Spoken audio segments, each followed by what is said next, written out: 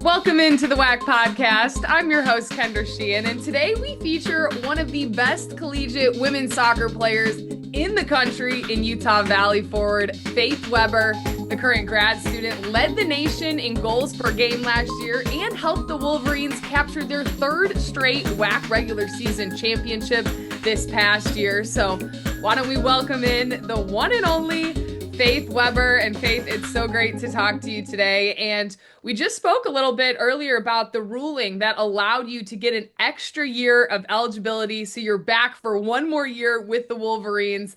Tell me a little bit about this summer and the excitement as you look to have one final run for your collegiate career. Well, I mean, the team's just really excited. We brought in a lot of new faces and we kind of been in the process of this sort of like rebrand. I mean, we have a new logo, we have a new stadium, like it just feels really fresh. We're ready to kind of like wipe away like some of the shortcomings that we've had these last few seasons. And as you may know, this is the school's last year in the Western Athletic Conference. So we're just coming for everything.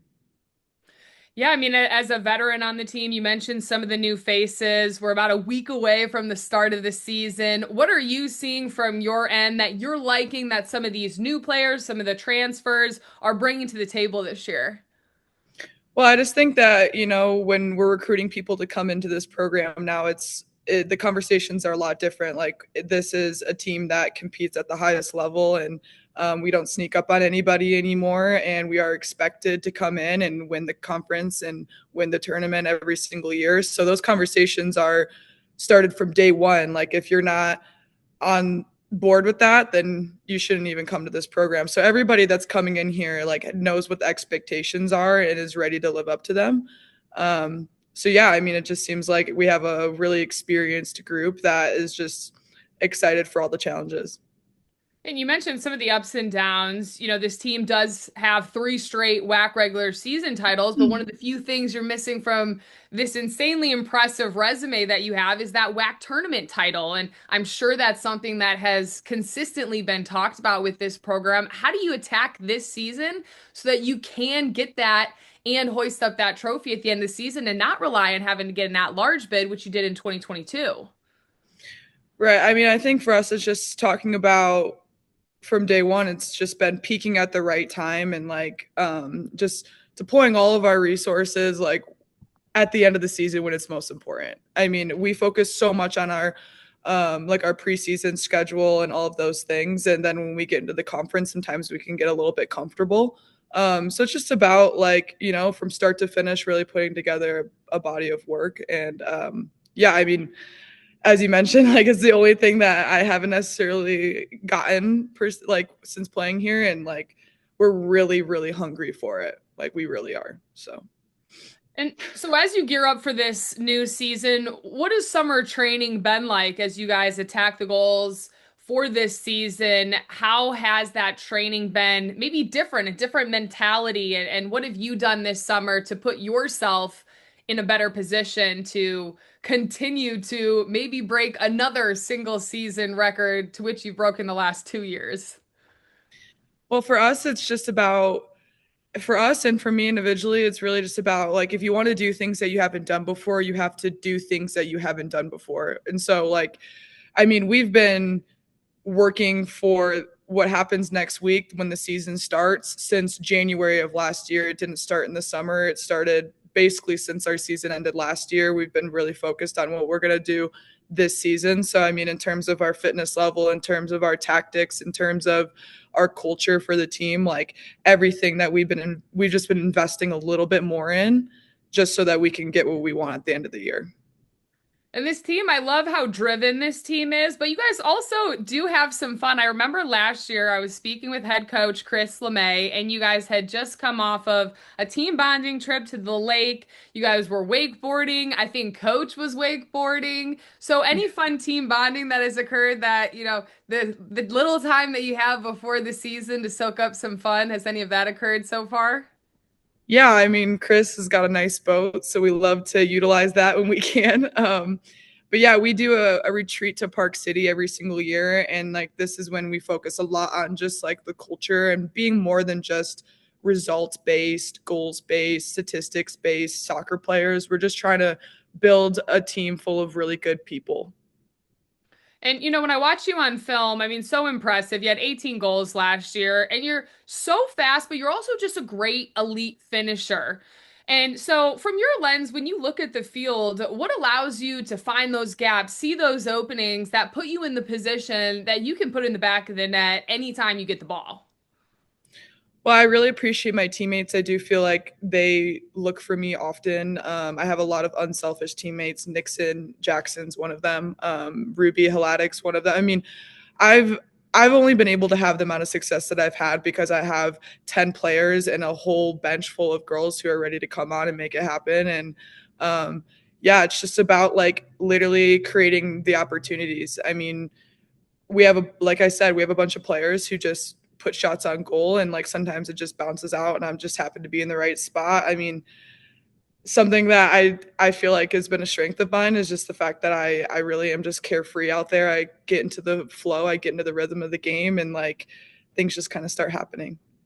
And how do you get into that mentality? Because that's so hard. Some people are so in their head, and just to have the ability to go out there and play carefree is a talent in itself. And how did you develop that over the years where you can just play and, great things happen when you're not stressed and overthinking everything? Yeah, I mean, I think that some of the things that have happened throughout my life, like in my youth and early college days, like really just allowed me to release a lot of the pressures and expectations or things like that can kind of just like hold you back from just actually reaching your potential. But on top of that, it's like I've put a lot of work into like building like a strong sense of identity outside of soccer, and also like using that to empower myself within the game. When it comes to just journaling or doing yoga or just mindful reflection, reading books, just things like that. Like it really just grounds me before the game, and I just right before I step on the field, like I just am filled with gratitude for the opportunity, and that just like gives me the power and strength to just do what I got to do. You mentioned, different things that you do outside of the game of soccer. You're a really good skateboarder as well. And I've read about the all-girls skateboarding event that you host in Michigan, where you're from. Is that still an annual thing that you get to do and get to go home and, skateboard and do the things that you love still? I mean, I definitely like to skateboard when I get the chance to. When I talked to you 2 years ago and we talked about that similar, it was definitely more predominant. As I've evolved in my soccer career, I've definitely released some of those like professional skateboarding dreams and stuff. But yeah, I mean, I would consider myself a hobbyist. So I love to play games. I love to be on my feet, do like creative, fun games, like stuff like that. So I mean, yeah, I mean, I'd consider myself like a hobbyist. So. And you're never fearful of getting injured. I remember talking to Coach LeMay last year, and he said, so many of you guys on the team do so many different activities. And I'm like, are you ever scared? Hey, they're gonna injure themselves. He's like, I have to let them do what they want to do. I have to let them be happy. And so when you hear a coach, say that, does that empower you to, it's not just all about soccer, it's about being happy in other areas and being able to do what you love, so it's not just 100% soccer and then you're unhappy. If you're unhappy, great things can't always happen. Yeah, I mean, I feel like there's definitely a piece of it too, where it's like if you're so worried about getting injured, that's kind of when you walk yourself into an injury situation, you kind of manifest it for yourself. So it's just about being smart and like, especially, when it's like the really important times of the year. I mean, like we definitely dial it back. Like we're not going to be surfing the week before the WAC tournament, you know what I'm saying? So like it's time and place, and I think that Chris in this program does a pretty good job of like knowing when it's time to have fun and knowing when it's time to turn it on. So You also get to play in a brand new stadium this year. I know it's been under construction for a couple years now. What is it looking like? I know that you guys will be playing on that as your first home game. So is the construction all finished? And how have you watched as this brand new stadium has been built in front of your own eyes? well, yeah, you can actually see the progress behind me right here. This is the new stadium. And yeah, it's ready to go. We're going to be playing our first home game, and I'm really grateful to have the opportunity to play in this stadium. I mean, the investors, the administration, like our coaching staff, like they've invested a lot in this, and we're ready to give them a return on their investment. And lastly, final year, and I mean the legacy that you have left at Utah Valley will live on forever. But for you, what is the legacy you want to leave in this one final year, whether it's getting that WAC tournament title or just empowering those freshmen and sophomores to be able to believe in themselves and reach their potential?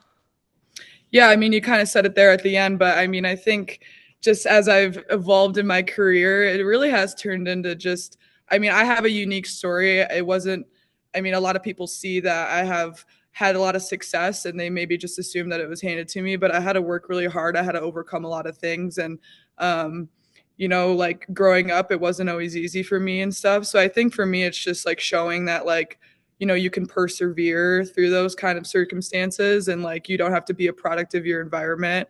And yeah, like basically you have the world at your fingertips. Like you can do whatever you want. Yeah, so I guess that's really what it's about. Well, Faith, we're always rooting for you, and you've done so much, especially within this conference. Wishing you the best of luck as the Wolverines will open up the year against Idaho State. That is Thursday, August 14th at 7 p.m. Mountain Time start. Thank you so much for taking some time and joining this week's WAC podcast. Yeah, of course. Go Wolverines.